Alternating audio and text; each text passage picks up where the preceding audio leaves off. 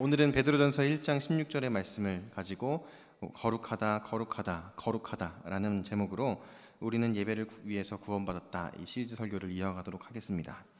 여러분, 하나님을 생각하면 떠오르는 하나님의 속성이 있으십니까? 하나님의 속성 혹은 하나님의 성품, 하나님을 생각할 때 떠오르는 것들이 있죠. 어떤 분들에게는 사랑의 하나님이 떠오를 거예요. 또 어떤 분들에게는 신실하신 하나님이 떠오를 겁니다.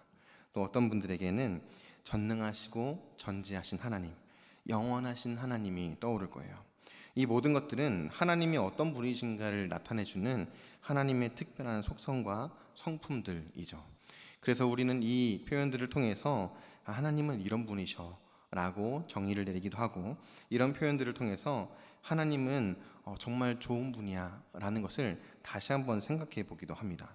그런데 이 다양한 하나님의 성품 또는 속성들 중에서 가장 특별하게 하나님을 드러내는 성품, 속성 한 가지를 꼽으라고 한다면 여러분들은 어떤 것을 꼽으시겠습니까?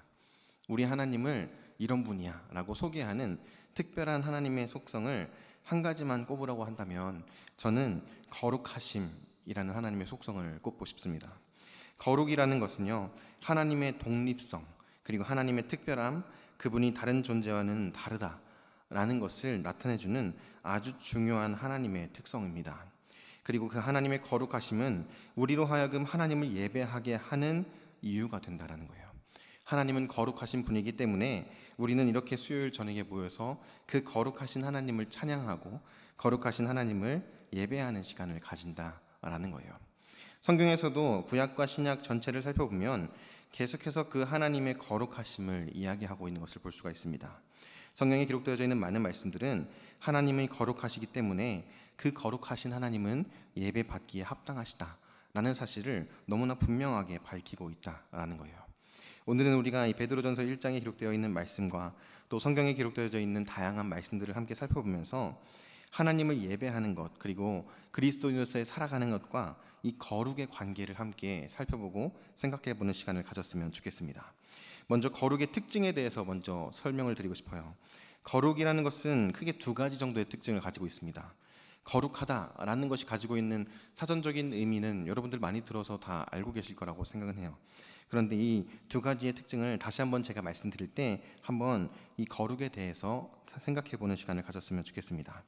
첫 번째 거룩의 특징은요, 구별되다라는 거예요. 구별되다, 다르다라는 거죠. 히브리어로 카도쉬라는 단어를 쓰는 것이 거룩이라는 단어입니다. 원어를 살펴보면 카다쉬라는 단어를 사용하는데, 이 카다쉬라는 단어가 가지고 있는 의미가 뭐냐면요, 구별하다, 성별하다, 이런 의미를 가지고 있어요. 특별히 하나님에게 이 카다쉬라는 단어를 사용할 때에는 구별해서 올려드리다, 이런 의미를 가지고 있는 단어가 이 거룩이라는 단어입니다. 구별하다, 성별하다, 다른 것과는 구분짓는다는 거죠. 다른 것들과는 다르다는 것을 의미하는 거예요. 이스라엘 백성들이 이 애굽에서의 노예 생활을 마치고 하나님의 은혜로 출애굽한 다음에 하나님께서는 이스라엘 백성들을 바로 가나안 땅, 약속의 땅으로 인도하지 않으셨어요. 시내산이라는 곳에 가서 그곳에서 일정한 시간을 보내면서 그들에게 하나님께서 율법이라는 것을 주셨습니다. 모세를 통해서 하나님의 말씀을 주셨는데요, 이 율법을 주신 이유가 무엇일까요? 하나님께서 이스라엘 백성들을 출애굽시키시고 그들에게 구원의 은혜를 베풀어 주신 다음에 그들에게 율법을 주신 이유는요, 다른 것이 아니라 첫 번째로는요, 하나님 자신의 거룩함을 나타내시기 위함이었어요. 이스라엘 백성들이 이 애굽에서 400년이라는 긴 세월 동안 노예 생활을 하지 않았겠습니까? 노예 생활을 하면서 그들이 봐왔던 이 애굽의 많은 우상들과 다양한 잡신들이 너무나 많이 있었다는 거예요. 그런 그들에게 하나님께서 나는 그 많은 신들과 다른다, 나는 그 많은 잡신들과는 철저하게 구별된 오직 유일한 여호와이다, 이 사실을 이스라엘 백성들에게 가르쳐 주시기 위해서 하나님께서는 율법을 주셨다는 거예요. 율법의 말씀을 통해서 오직 하나님 한 분만을 예배해야 된다는 사실을 분명하게 가르쳐 주신 것이 율법을 주신 이유였다라는 거예요. 두 번째로는 이스라엘 백성들에게 이제 너희들은 노예가 아니야, 이제 너희들은 애굽에서 노예 생활하던 그 노예가 아니라 나의 백성이야 라는 사실을 깨닫게 하시고 이스라엘 백성들에게 삶의 기준을 제시하기 위함이었어요. 그들이 하나님의 인도하심을 따라서 살아가는 매일매일의 삶 가운데 너희들은 앞으로 이런 삶의 기준을 가지고 이렇게 구별된 삶을 살아야 된다라는 것을 가르쳐 주시기 위해서 율법을 주셨다라는 거죠. 오늘날에도 하나님께서 우리에게 말씀을 통해서 계속해서 가르쳐 주시는 것은 무엇입니까? 그리스도인들은 어떠한 삶을 살아가야 하는가죠. 예수 그리스도의 삶의 모습을 통해서 그리스도인, 예수를 닮아가는 자들, 예수를 따라가는 자들은 어떤 삶을 살아가야 하는가, 이 사실을 성경에서는 계속해서 강조하며 이야기해주고 있다라는 거예요. 그래서 우리는 흔히 이렇게 표현하죠. 말씀을 삶의 기준으로 삼아야 된다. 하나님의 말씀이 나의 삶의 중심에 있어야 된다. 그것이 바로 이런 이유들 때문인 거예요. 하나님의 백성은 하나님께서 부르심을 받아서 세상으로부터 택함 받았기 때문에 특별한 존재들이라는 겁니다. 특별한 존재들이기 때문에 다른 삶을 살아야 된다라는 것을 말씀을 통해서 가르쳐 주시고 계신다라는 거예요. 거룩이 가지고 있는 구별됨이라는 것은 바로 이런 걸 말하는 겁니다. 세상 속에 살고 있지만 세상 속에서 그리스도인의 정체성을 잊지 말아라, 이거예요. 너희들은 하나님께 택하심을 받았고 하나님의 은혜로 구원받은 아주 특별한 존재들이기 때문에 세상 사람들과 똑같은 가치관, 세상 사람들과 똑같은 삶의 기준을 가지고 살아가는 것이 아니라 다른 기준, 구별된 기준을 가지고 하나님 백성답게 살아야 한다는 것을 가르쳐 주기 위해서 하나님은 율법을 주셨고 거룩이라는 것을 말씀을 통해서 계속 강조하고 계시다라는 거예요. 우리의 삶 가운데 이 그리스도인의 정체성이 분명히 드러나야 한다는 겁니다. 여러분들의 삶에는 이 그리스도인이라는 정체성이 있습니까? 어쩌면 우리가 세상 가운데 살면서 이 그리스도인이라는 정체성을 잊어버리고 살고 있을 때가 참 많은지도 모르겠어요. 세상에 살면서 세상 가운데에서 사회생활을 하고 학교에서 열심히 학교 생활을 하고 그리고 세상 사람들과 어울리는 삶을 살아가다 보니까 내가 그리스도인이라는 사실, 그리고 그리스도인은 어떤 삶을 살아가야 한다는 사실을 쉽게 잊어버릴 때가 있다라는 거죠. 그런데 하나님께서 말씀하시는 거룩을 기억하면서 우리 모두가 그 하나님께서 주신 그리스도인이라는 정체성을 다시 한번 마음에 새겨볼 수 있게 되기를 바랍니다. 매일매일의 삶 가운데 그 정체성을 붙들고 살아가야 한다는 거예요. 그것이 거룩이 가지고 있는 첫 번째 의미입니다. 두 번째, 거룩이 가지고 있는 특징은요, 잘라내다, 이런 의미를 가지고 있는 특징을 가지고 있습니다. 카다시라는 단어, 구별되다라는 이 단어는요, 영어로 번역을 하면, 영어로 가지고 있는 의미를 살려서 번역을 하면 어떤 단어로 번역이 되냐면 컷이라는 단어로 번역이 돼요. 컷, 잘라내다, 이런 의미로 번역이 된다는 거예요. 하나님께서 원하시는 거룩은요, 잘라내는 것을 의미하는 거예요. 죄를 잘라내는 겁니다. 나의 삶 가운데 부정한 것을 잘라내는 겁니다. 하나님에게서 멀어지게 하는 모든 것들을 단호하게 끊어내는 것이 거룩이라는 거예요. 우리의 삶 가운데 내가 정말 거룩한 삶을 살아가야겠다는 결단이 있다면 이 잘라내는 것들이 잘 이루어져야 한다는 거예요. 하나님께서 원하시지 않는 것을 잘라내야 하는데 잘라내지 못하고 주저하고 있다면 거룩과는 거리가 먼 삶을 지금 나는 살고 있다라는 겁니다. 성경에 보면 이스라엘 백성들은 이렇게 잘라내지 못해서 하나님 앞에서 거룩하지 못한 모습을 보일 때가 굉장히 많이 있습니다. 대표적인 본문 말씀으로 아모스 5장 말씀을 소개해드리고 싶어요. 아모스 5장 21절부터 23절까지 제가 한번 읽어드릴게요. 내가 너희 절기들을 미워하며 멸시하며 너희 성회들을 기뻐하지 아니하나니 너희가 내게 번제나 소제를 드릴지라도 내가 받지 아니할 것이요 너희의 살찐 희생의 화목제도 내가 돌아보지 아니하리라. 내 노랫소리를 내 앞에서 그칠지어다. 내 비파 소리도 내가 듣지 아니하리라. 라고 이스라엘 백성들에게 하나님께서 말씀하신 거예요. 사실 이 본문 말씀을 보면 참 안타까운 마음이 들어요. 왜 그러냐면 하나님께서 나 그거 미워한다, 내가 그거 멸시할 거야, 나는 그거 받지 않을 거야, 돌아보지 않을 거야, 듣지 않을 거야 라고 말씀하시는 것들을 보면요, 다 하나님께서 이스라엘 백성들에게 선물로 주신 것들이에요. 절기, 하나님께서 이스라엘 백성들을 구원하시고 은혜를 베푸신 다음에 그 은혜를 기억하는 시간들을 가지라고 특별히 정해준 날들 아닙니까?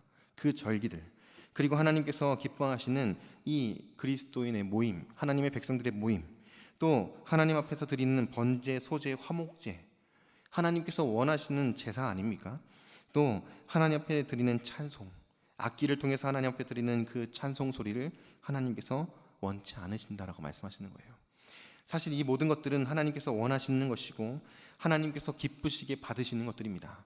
제사를 드리는 것 생각해 보면요, 제사에 대한 내용들을 기록하고 있는 레위기 말씀, 또 구약에 있는 말씀들을 살펴보면 하나님께서 이 제사를 기쁘게 받으신다, 흠양하신다, 향기로운 제물로 받으신다, 이런 표현들이 많이 쓰여져 있는 것을 볼 수가 있어요. 바르게 드리는 제사, 온전하게 드리는 제사를 하나님은 너무 기뻐하시고 원하신다라는 거죠. 그런데 오늘 아모스서에 보니까 하나님이 그것을 원치 않으신다, 보지 않을 거야, 멸시한다라고 표현하고 있는 거예요. 왜 그렇습니까? 이스라엘 백성들이 죄로 더럽혀진 상태 그대로 하나님을 예배하고 있었던 거예요. 하나님을 예배한다라고 말합니다. 우리는 하나님께서 말씀하신 대로 절기도 지키고, 우리는 하나님께서 말씀하신 대로 제사도 드리고, 우리는 하나님께서 말씀하신 대로 찬양도 해요. 그런데 그들이 삶 가운데 들여다보니까 삶에서 짓고 있는 수많은 죄들, 하나님 앞에 범하고 있는 우상 숭배의 죄들이 그대로 그들의 삶 가운데 남아 있었다라는 거예요. 하나님께서 원하시는 거룩함이 아니라 세상 가운데 속해 살면서 그리스도인 하나님의 백성이라는 정체성을 잃어버린 채 그냥 세상 사람들과 적당히 섞여서 그저 그런 모습으로 예배하고 그저 그런 모습으로 하나님을 찬양하고 있었다는 거예요. 그런데 그런 모습을 하나님께서는 원치 않으신다라고 말씀하시는 거예요.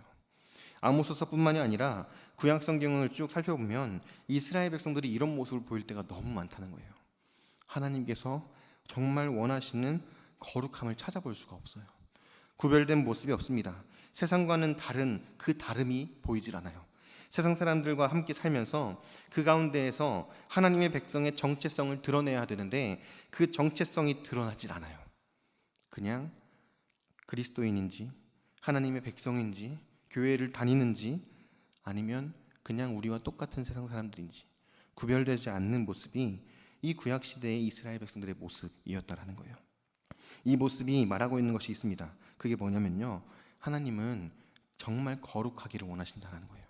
거룩이라는 것을 정말 원하시고 거룩함을 하나님께서는 철저하게 지키신다라는 것을 보여주는 겁니다. 더 나아가서 하나님이 죄를 얼마나 미워하시는가를 보여주고 있는 거예요. 하나님께서 죄를 절대로 가까이 하실 수 없는 분이라는 사실을 분명하게 보여주고 있다라는 겁니다. 이게 바로 성경에서 이야기하는 하나님의 거룩하심이에요. 하나님은 거룩하신 분이십니다. 여러분들, 하나님은 거룩하신 분이라는 사실을 믿으십니까? 하나님은 거룩하신 분이라는 사실을 인정하십니까?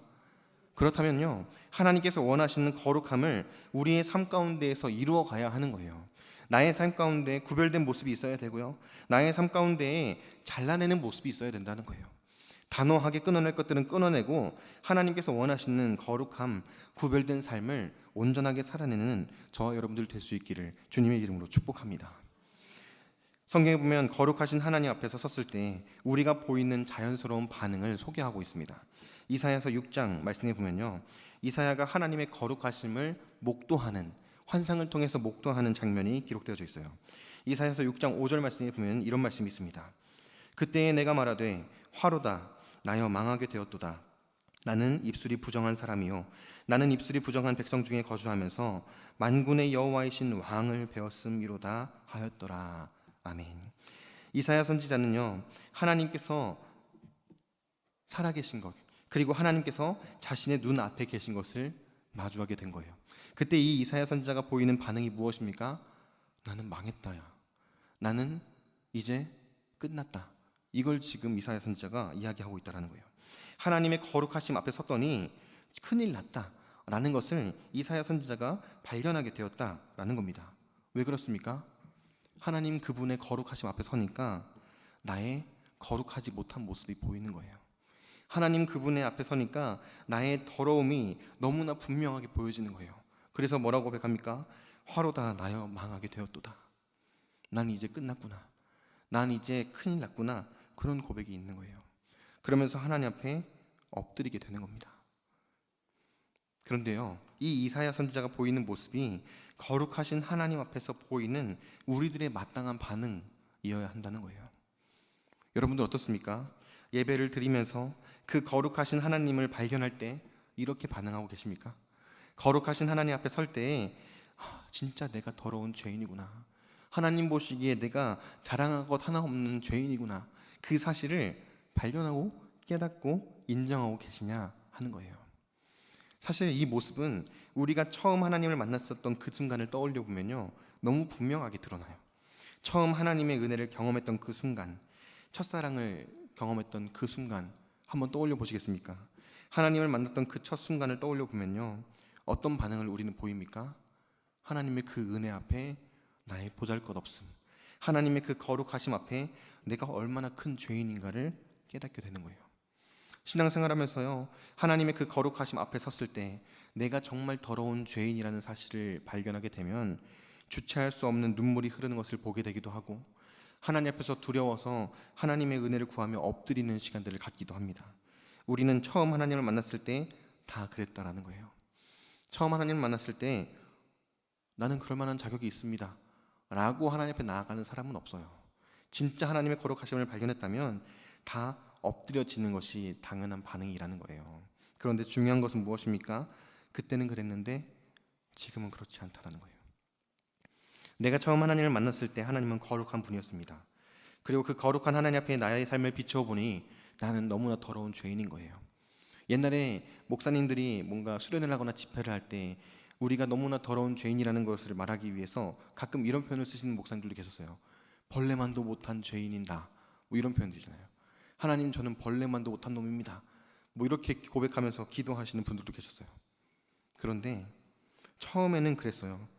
근데 시간이 지나면서 거룩하신 하나님 앞에 서는데 내가 죄인이라는 사실을 고백하지 않아요. 내가 하나님 앞에 자랑할 것이 없고 내세울 것이 없는 죄인이라는 사실을 이제 더 이상 인정하지 않습니다. 공감하지 않는다는 거예요. 오늘날 우리들의 삶 가운데 우리들의 모습을 한번 들여다보면 그 모습이 너무나 분명하게 드러난다는 거예요. 하나님께서 거룩하신 분이 지금은 아닌 겁니까? 하나님의 거룩하심이 지금은 조금 변화된 겁니까? 아니죠. 하나님은 변하지 않으신 분이세요. 그 하나님의 거룩하심은 어제나 오늘이나 동일하고 영원토록 변치 않습니다. 그런데 그 하나님의 거룩하심 앞에 설 때 우리의 마음이 문제가 있는 거예요. 더 이상 내 죄를 직시하지 않아요. 왜요? 나는 이미 구원받았으니까. 나는 하나님의 은혜로 구원받았으니까 이제 나는 의로워 라는 생각이 우리의 마음을 지배하고 있다는 거예요. 그런데 중요한 사실은 무엇입니까? 하나님 앞에 섰을 때 의롭다고 할 수 있는 자들은 단 한 사람도 없다는 거예요. 우리 모두는 거룩하신 하나님을 마주할 때마다 하나님의 은혜를 구하며 엎드려야 하는 존재들이라는 사실입니다. 그것이 하나님 앞에, 거룩하신 하나님 앞에서 보여져야 하는 분명한 반응이라는 거예요. 거룩하신 하나님 앞에서 전혀 거룩하지 않은 나의 모습을 발견하고 두려워해야 돼요. 하나님의 은혜가 아니면 나는 살 수 없습니다. 하나님의 은혜가 아니면 나는 더 이상 버틸 수 없습니다. 그 고백이 그 하나님 앞에 설 때마다 우리의 입술을 통해서 고백되어져야 한다는 거예요. 그러면서 거기서 멈춰서는 것이 아니라 하나님 앞에서 정결하고 싶다, 정말 하나님 앞에서 거룩하고 싶다, 그 갈망이 우리 안에서 계속해서 차고 넘치는 은혜를 경험해야 한다는 거예요. 그때 우리가 드리는 예배가 정말 하나님의 은혜에 대한 갈급함을 가지고 나아가는 예배, 정말 하나님의 은혜에 대한 간절함과 기대감을 가지고 나아가는 예배가 될 수 있다라는 겁니다. 어쩌면 지금 내가 드리는 예배, 내가 매일매일 드리는 삶의 예배가 간절하지 않고 더 이상 갈급함이 없고 하나님의 은혜에 대한 갈망이 느껴지지 않는다면 지금 내 마음의 상태를 점검해야 될 때인 거예요. 지금 나의 마음의 상태, 내가 정말 하나님 앞에 죄인이라는 사실을 인정해야 되는 그 시간이 지금 나의 시간이라는 사실을 깨달을 수 있게 되기를 바랍니다.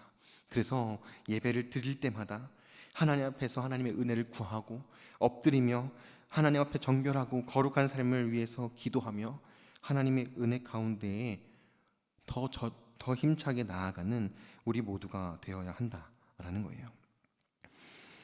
이것이 거룩하신 하나님 앞에서의 반응입니다. 그리고 하나님께서 원하시는 모습이라는 거예요. 하나님께서 우리들에게 원하시는 것이 있다면 무엇이겠습니까? 레위기 11장 45절 말씀과 베드로전서 1장 16절 말씀인데요, 제가 한번 읽어드릴게요. 나는 너희의 하나님이 되려고 너희를 애굽 땅에서 인도하여 낸 여호와라. 내가 거룩하니 너희도 거룩할지어다. 베드로전서 1장입니다. 기록되었을 때 내가 거룩하니 너희도 거룩할지어다 하셨느니라.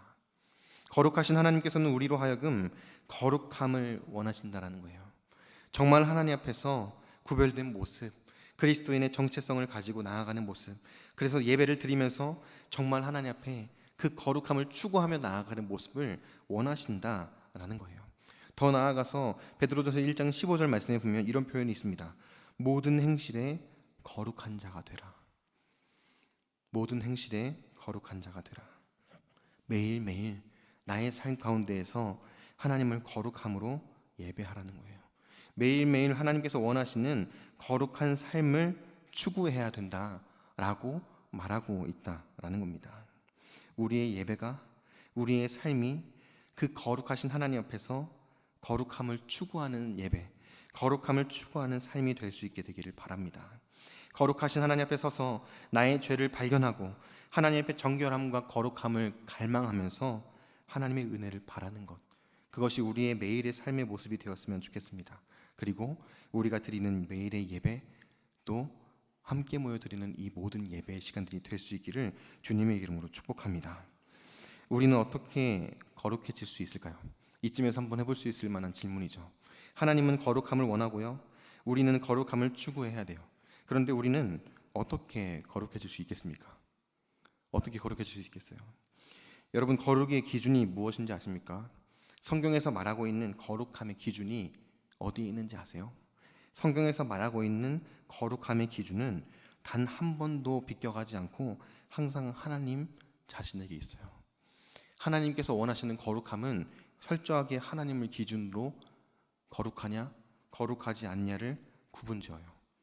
그렇다면 우리는 내가 정결하기 위해서 노력하고 내가 거룩하기 위해서 애써서 거룩함에 이를 수 있겠습니까? 하나님이 기준인데 내가 아무리 정결하려고 하고 아무리 거룩하려고 해도 우리는 하나님이 원하시는 거룩에 이를 수가 없는 존재들이에요. 그런데 하나님은 왜 거룩하라고 요구하시는 걸까요? 그리고 왜 우리는 거룩함을 우리의 인생의 목표로 두고 그렇게 열심히 달려가야 하는 걸까요? 누가 어떻게 거룩하게 될 수 있겠습니까? 정답은요, 다른 방법이 있는 게 아니에요. 하나님이 거룩하게 하실 때 거룩하게 되는 거예요. 하나님께서 구별하실 때 우리는 거룩할 수 있어요. 하나님이 거룩하다고 인정하실 때 우리는 하나님께서 거룩하다 말씀하시는 그 기준에 합당한 거룩을 이룰 수 있다라는 겁니다. 성경에 보면 그런 모습들이 너무 많이 등장해요. 구약에 보면 이스라엘 백성들의 삶의 중심에 뭐가 있었습니까? 성막이 있었고 성전이 있었죠. 성막과 성전은 무엇으로 만들어진 겁니까? 성막은 쉽게 말하면 텐트예요. 천을 가지고 만든 텐트. 성전은 무엇입니까? 나무와 돌로 만든 건물입니다. 그런데 그 이름에 뭐가 붙습니까? 성이라는 단어가 붙어요. 성. 텐트를 성막이라고 부르고 성전이라고 부르는 거예요. 무슨 특별한 뭔가 특별한 재질을 가지고 만들었기 때문에 성막입니까? 뭔가 특별한 나무를 가져다가 특별하게 제작된 돌을 가져다가 만들었기 때문에 성전이라고 부르고 있는 겁니까? 아니죠. 그냥 텐트고 그냥 건물인 거예요.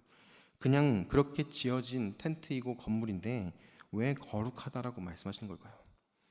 더 나아가서 여러분, 성막과 성전 안에서 쓰이는 그릇들, 잔, 이런 것들이 있잖아요. 그런 것들에도 성물이라고 이름이 붙어요. 왜 그럴까요? 금으로 만들었기 때문입니까? 은으로 만들었기 때문이에요? 그냥 그릇이고 잔들인데 왜 성물이라고 부르는 겁니까? 신약 성경에서는 어떻습니까? 예수를 믿고 따르는 자들을 뭐라고 부릅니까? 성도라고 불러요. 성도가 뭡니까? 거룩한 무리들이라는 의미죠. 그 사람들이 거룩해서 거룩한 무리, 성도라고 부르는 겁니까? 우리가 거룩해서 우리를 성도라고 부릅니까?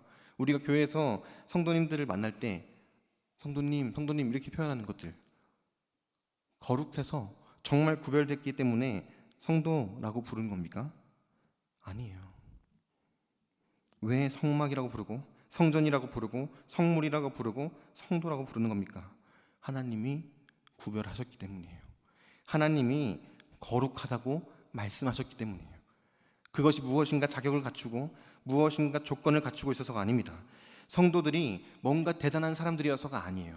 하나님께서 택하셨고 하나님께서 부르셨고 하나님께서 구별하셨고 하나님께서 너희들은 이제부터 내 백성이야 라고 말씀하셨기 때문에 거룩한 거예요. 이게 하나님의 은혜입니다. 내가 뭔가를 해서가 아니라 절대적인 하나님의 은혜가 우리들에 부어졌기 때문에 우리는 성도가 된 것이고, 우리가 모여서 함께 예배하는 이 자리가 성전이라고 불리는 것이고, 우리의 삶이 거룩하다라고 이야기할 수 있다는 거예요. 그런 측면에서 보았을 때 우리는 원래부터 거룩함 조건을 가지고 있는 자들이 아니라 거룩함을 덧입은 자들이라는 사실을 기억해야 될 줄로 믿습니다. 시편 말씀에 보면 이런 말씀이 있습니다. 시편 96편 9절 말씀입니다. 제가 읽어드릴게요. 아름답고 거룩한 것으로 여호와께 예배할지어다. 온 땅이여 그 앞에서 떨지어다 라고 말해요.